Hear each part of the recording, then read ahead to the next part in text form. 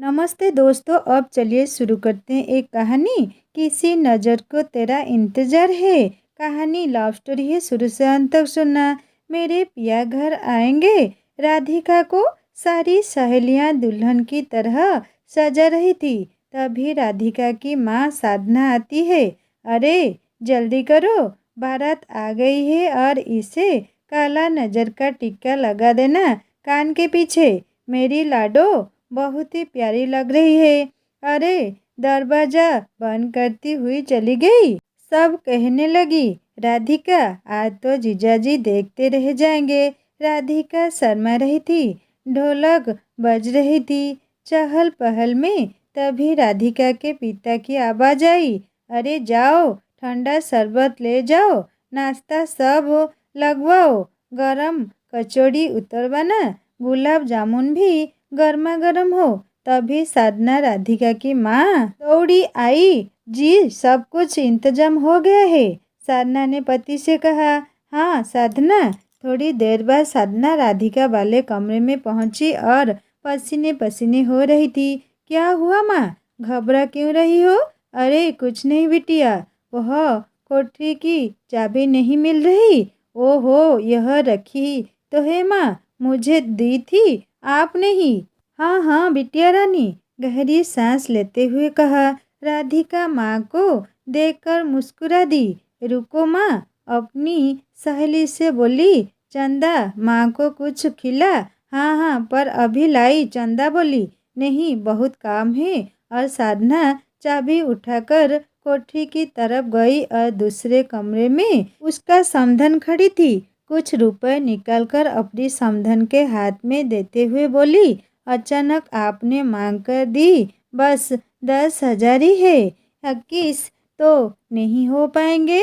तब तो ऐसी बात नहीं हुई थी।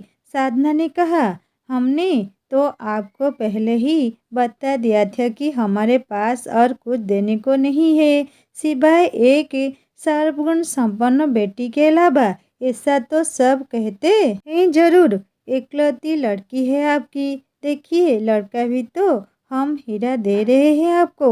और साधना की समधन अपनी पर्स में रखते हुए चली गई। साधना की आंखों में आंसू थे क्योंकि उन्होंने इतनी मुश्किल से शादी के लिए सारा कुछ इंतजाम किया था।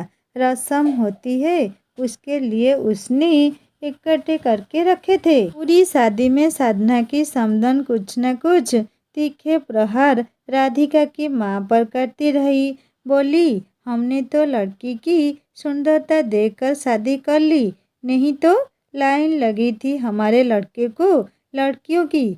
साधना के दिमाग में समधन के शब्द गूंज रहे थे कि और आपने तो गरीबी का वास्ता देकर पल्ला झाड़ लिया देने से। और हमारे सूरज को बहुत ज़्यादा राधिका पसंद भी थी, नहीं तो लाखों की शादी हो रही थी। सब चुप थे, बस अच्छे से शादी हो जाए। साधना के पिता ने समधी जी को एक तरफ ले जाते हुए कहा कि जी आपकी अचानक मांग से हम घबरा गए और हमारे पास बस इतना ही था, बस हमारी लड़की को कभी कोई परेशानी ना हो। राधिका के ससुर ठीक है कहते हुए मुड़ गए, पर राधिका के पिता को अच्छे से महसूस हो गया था कि लालची है वो। राधिका की चिंता उनके चेहरे पर बहुत उदासी छा गई थी। राधिका अपनी ससुराल चली गई। पग फेरे के लौटे के आने के लिए राधिका का भाई लेने गया और साथ में लेकर आया। राधिका का पति सूरज ने साधना के माता पिता से और सांत्वना दी कि राधिका हमारे साथ बहुत खुश रहेगी। सूरज के व्यवहार से साधना और साधना के पति को बहुत सुकून मिला और यह सोचकर कि लड़का अच्छा है, सबके कपड़े देकर विदा कर दिया था। जैसे ही दोनों घर पहुँचे तभी सूरज की माँ आई। आ गए तुम लोग, अच्छे से खातिर करी या नहीं? खाना बहुत अच्छा बना था और यह आपके लिए साड़ी और कपड़े मिठाई दी है। सूरज ने कपड़े देते हुए कहा। बस साड़ी और कपड़े? मुंह बनाते हुए कहा। राधिका की सांस गुस्से में जाने क्या क्या बोले जा रही थी कि गरीबों के घर पर आई है। सूरज बिल्कुल चुप खड़ा था और सूरज के पिता भी चुप करने को बोलने लगे अपनी पत्नी को। राधिका आंखों में आंसू लिए यह देखकर हैरान थी कि जो सूरज उसके माता पिता को इतनी सांत्वना दे रहा था, उसके घर में वह आज एक शब्द भी नहीं बोल रहा है। वो बोलना चाह रही थी, पर राधिका की माँ ने बहुत समझा दिया था कि ससुराल वाले कुछ भी कहे तो तू चुप ही रहना और रिश्ता निभाने की कोशिश करना। नहीं, गृहस्थी में चुप रहकर ही अपना बनाया जाता है। जवाब देने से बातें बिगड़ने में देर नहीं लगती। इसीलिए राधिका चुप ही रही, अंदर ही अंदर सुबक रही थी। जब भी राधिका की सास राधिका को देखती तभी उसकी मायके की बुराई या तानों से शुरुआत होती। राधिका चुपचाप बातें सुनकर घूरती रहती। अगले महीने संक्रांति राधिका की सास ने उसे अच्छे से समझा दिया था कि तुम्हारी मायके से सबके लिए कपड़े और चांदी की पायल मुझे और सूरज की बहन को आनी ही चाहिए, और बाकी बहुत बड़ी लिस्ट हाथ में थमा दी थी। राधिका को समझ नहीं आ रहा था कि वह अपनी माँ से यह सब कैसे कहेगी। उसने सूरज से अलग से कहा कि सुनिए, माँ के पास बिल्कुल भी पैसे नहीं है और वह यह सब कैसे करेंगे। सूरज के पास कोई जवाब नहीं था। या उसने कहा कि पता नहीं रीति रिवाजों का, पर माँ ने कहा है तो जरूरी होगा सामान। संक्रांति पर सूरज राधिका को लेकर उसके घर गया। यह उनके घर का रिवाज था कि मायके जाकर संक्रांति का सामान आता था।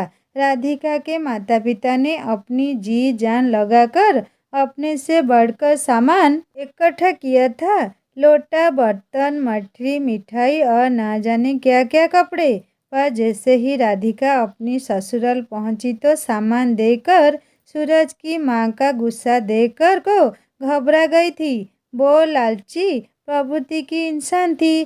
कम मिलने की वजह से बुराइयां उसके माता पिता की कर रही थी। उनके एक लड़की होते हुए भी दूसरी लड़की की परिवार को इतना दुखी कर रही थी। जब राधिका आई कमरे में तब समझा कि बात को नज़रअंदाज करो। राधिका की सबसे बुराई करती ऐसी बहू पल्ले पड़ी है। कुछ नहीं आता, क्या सिखाया है इसके घर वालों ने। राधिका मन उदास हो जाता है। पड़ोस में एक शादी में खूब अच्छा दहेज आया और राधिका को वह सब सुनना पड़ा जो वह सुनना नहीं चाहती थी। राधिका ने पलटकर जवाब दिया, मम्मी जी, आपको तो बता दिया था कि हम दहेज नहीं दे सकते। खूब गुस्सा किया सास ने। रात को फोन करके राधिका के पिता को बुला लिया। अगले दिन जब सूरज और उसके पिता ऑफिस गए तो उसी समय घबराहट मन में राधिका के पिता सुबह ही पहुंच गए। संभालो अपनी लड़की को, एक तो खाली हाथ आई मायके से और जवाब देती है। राधिका की सास का तेवर देखकर राधिका के माता पिता की पैरों तले जमीन खिसक गई। हाथ जोड़कर खड़े हुए थे राधिका के पिता। जी, बच्ची है बहन जी, हमने तो अपने से ज़्यादा किया। संक्रांति पर भी उधार लेकर आपके लिए पायल और सारा सामान जो आपने लिखवाया था। राधिका की सास कहने लगी, पड़ोस में लाखों की शादी हुई है और हमारी किस्मत फूटी थी जो हमने तुम्हारे घर से शादी की। पर हमें क्या पता था कि तुम गरीबी के मारे हो। और कहती हुई कमरे से बाहर निकल गई और बोली, तब तक मत भेजना जब तक कुछ पैसा इकट्ठा ना हो जाए हर त्योहारों पर देने लायक। राधिका ने रो रो के बिल्कुल अपनी आंखें सुझा ली थी। राधिका के माँ बाप बहुत दुखी थे और बहुत परेशान भी थे। घर आके उनको ना नींद आ रही थी कि उनकी नई नवेली दुल्हन जो बनकर गई थी वह आज वापस घर में आ गई है। राधिका की सास ने जब अपने घर जाकर सबको बताया, सूरज और उसके पिता ने कहा कि यह तुमने क्या किया। ऐसा नहीं करना चाहिए था। सूरज के पिता भी गुस्से से बोले, मुझे लगा तुम बदल जाओगी। कितनी खुशकिस्मती थी हमारी कि राधिका आई। उसके माता पिता ने बढ़िया संस्कार दिए ही उसे। तभी सूरज गुस्से में कमरे से बाहर निकल गया, पर वह कुछ अपनी माँ से बोला नहीं और अपनी ससुराल फ़ोन करके कह दिया कि मुझे माफ़ कर दीजिए, मेरी माँ की तरफ से मैं राधिका को लेने आ रहा हूँ। राधिका के माता पिता की खुशी का ठिकाना नहीं था। वह यही तो चाहते थे कि उनकी लड़की का घर बस जाए। राधिका भी खुशी से फूली नहीं समा रही थी, इंतजार में थी कि सूरज आएगा। राधिका के मन में वह गाना चल रहा था, चौक बुराबो माटी रंगाबो मेरे पिया घर आएंगे उनके। सूरज ने आकर वादा किया कि आज के बाद से राधिका इस तरह कभी नहीं आएगी और राधिका को लेकर सूरज अपने घर पहुंच गया। राधिका की सास का दोनों को देखकर बुरा हाल था। गुस्से में, तेरी हिम्मत कैसे हुई इसको अपने घर लाने की? राधिका पत्नी है। सूरज बोला। सूरज तू बोलने भी लगा है? आज तक एक आवाज़ नहीं निकलती थी और आज इसने सीखा भी दिया बोलना तुझे? इसने कुछ नहीं कहा माँ, पर मैंने वचन लिया था इसको खुश रखने का। और इसके माँ बाप गरीब जरूर है पर दिल के बहुत अमीर, और अगर आप इसे अच्छे से नहीं रखोगे तो मैं दूसरे शहर में अपना तबादला करा लूँगा। मैं आपसे और पापा से दूर होना नहीं चाहता। आपको व्यवहार थोड़ा बदलना होगा। सूरज के पिता बोले, अगर हमारी बेटी के साथ उसके ससुराल वाले इसे करे तो आपको कैसा लगेगा? राधिका की सास नजरें नीची करके खड़ी थी। पति और बेटे की बातें शायद समझ आ गई थी।